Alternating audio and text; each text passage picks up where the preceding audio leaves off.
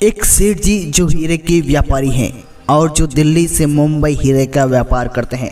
एक दिन सेठ जी बहुत से हीरे दिल्ली से मुंबई ले जा रहे थे। उन हीरों की कीमत करोड़ों में थी। इन हीरों को सेठ जी ने एक पोटली में बांधकर अपने पास रख लिया था।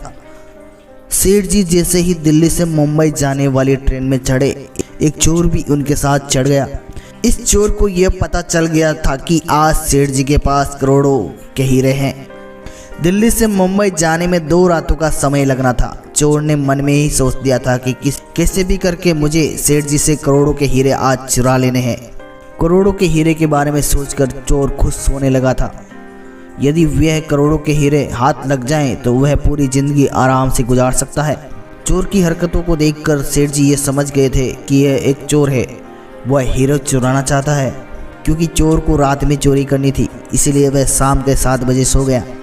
अब रात को 10 बजे सेठ जी को नींद आने लगी तो वह सोने से पहले अपने हीरे की पोटली चुपके से चोर के ही बैग में रख दी और सो गए।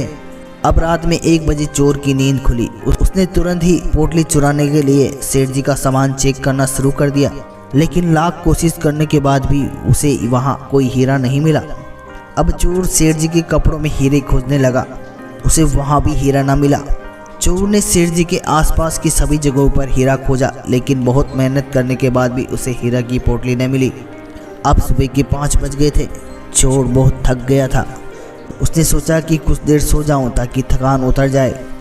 चोर सो गया और सोते सोते ही कुछ देर सेठ जी उठे और चोर के बैग से अपनी पोटली निकाली और आराम से ट्रेन की यात्रा करने लगे।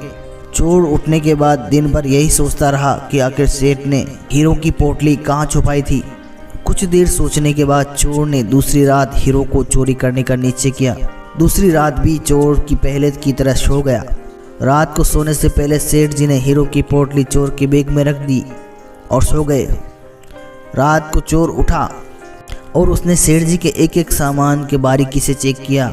सभी आसपास की जगहों पर उसने हीरा खोजा, लेकिन बहुत प्रयास करने के बाद भी हीरा नहीं खोज पाया। थकने के कारण फिर चोर सो गया। जब सेठ जी उठे तो उन्होंने चोर के बैग से हीरो की पोटली निकाली और अपने बैग में रख ली। कुछ समय बाद चोर भी उठ गया। अब चोर बहुत परेशान था कि आखिर हीरो की पोटली सेठ जी ने कहाँ रखी थी। वह यही सोच रहा था तभी मुंबई आ गया। सेठ जी स्टेशन पर उतर गए। चोर भी उनके साथ उतर गया। चोर अचरज में था कि पोटली मुझे क्यों नहीं मिली। अब उसके मन में केवल एक ही सवाल था, पोटली सेठ जी ने कहाँ रखी थी। उससे रुका न गया और तुरंत सेठ जी के पास पहुंचा और बोला, मैं आपकी हीरो की पोटली पिछले 2 रातों से चुराने की कोशिश कर रहा हूं, लेकिन बहुत खोजने के बाद मुझे वह नहीं मिली। कृपया मुझे आप बताएं, आखिर आपने पोटली कहाँ छुपाई थी। सेठ जी हंसे और बोले, अरे मूर्ख, मैंने पोटली तेरे बैग में ही छुपाई थी। जिस समय तू खोज रहा था वह तेरे पास थी। तू जिन हीरो के बाहर खोजता रहा, असल में वो तेरे पास थे। तू उस समय खुद को कंगाल और चोर समझ रहा था, असल में तू करोड़पति था, करोड़पति। सेठ जी की बात सुनकर चोर दंग रह गया। अब उसने आगे से कोई चोरी न करने की कसम खाई और चला गया। हम सब भी उस चोर की तरह ही हैं। हम सभी जीवन में खुशियाँ चाहते हैं और बाहर खोजते हैं। हम अपनी खुशियाँ जीवन भर खोजते रहते हैं, लेकिन असल खुशी आखिर हमें नहीं मिल पाती। कभी मिलती है तो भी टिक नहीं पाती, क्योंकि हम इस बात से अनजान हैं कि असली खुशी कहीं बाहर नहीं बल्कि खुद के अंदर छिपी होती है। अपनी सभी खुशियों के एकमात्र स्रोत हम खुद हैं। चैनल पर नए हैं तो सब्सक्राइब ज़रूर करें। फेसबुक पर देखने वाले दोबारा देखिए। धन्यवाद।